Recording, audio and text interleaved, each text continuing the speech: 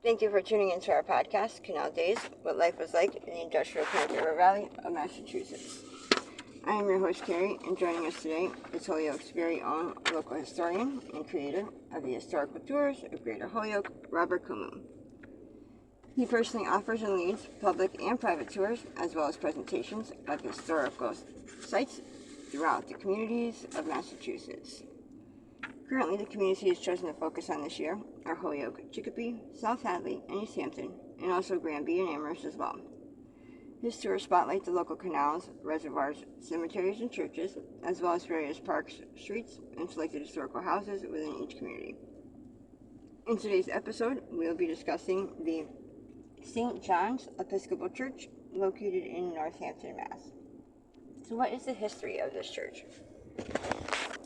All right, it started in 1826 as a congregation, and of course they didn't have a building yet, a church for themselves, so they had to go to work on that.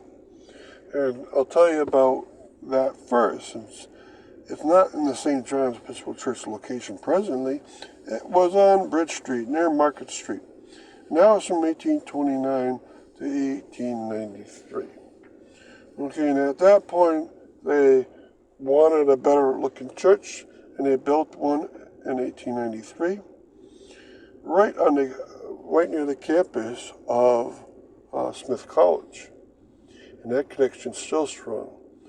Alright, so we're going to talk about the style and the structure of the church, and then we're also going to talk about a connection to Smith College, and then what philosophy does this church have within its theology compared to other Episcopal churches or other denominations. Alright, so this 1893 church was built, and it was built in a very gorgeous way. So what is the style and structure of the church? Okay, it's built in a Romanesque revival style. It uses white masonry stone, which is out of granite, but it also has trim that's brownstone, which is long meadow brownstone. And then it has white marble above the window areas. All right. And then when it does the big circular window at the top, it uses all three of those elements and uses stained glass. So that's where it's really gorgeous. It has a beautiful light brown door to it. It looks like the original door to me. To its left side, it has a bit of a social hall for itself, and that seems to have it seems to have totally the same style and the same masonry to it. So it's a very nice look, and it has a hall. It's a great compliment to that whole street that it's on, because it's quite gorgeous up there. And really quick before we continue with the rest of our interview, just to fill our listeners in, if you want to find out more information or sign up for any of his various tours, you can check out his website at holyokecanaltour.org. And there you can find videos and podcasts of the stops along each of his tours, as well as photos and text of the historical sites throughout as well.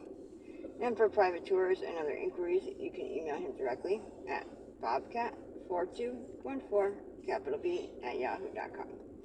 And his tours make for fun, educational, outdoor activities for families and group parties. So getting back to our interview, what is the connection to the Smith College? Yes, incredibly, you can actually go out the back door in a very ornate looking back door and go right onto the campus of Smith College itself, right onto a green section in front of the library and a lot of the classroom sections. So it's a great connection physically. Now, spiritually, a lot of these colleges started out as religious college. This one happened not to. It was made in 1875 by a grant from Sophia Smith, and it was not related to religion. But a lot of these early colleges wanted tight ties to religion, especially the Episcopalian religion. And the church itself was very wise to move up there in 1893 to really get a union between the college and the church itself. A lot of students went to the college, and they came from Episcopalian backgrounds, and the college is still heavily used. And we'll talk about its modern day philosophy. And what philosophy does the church have now?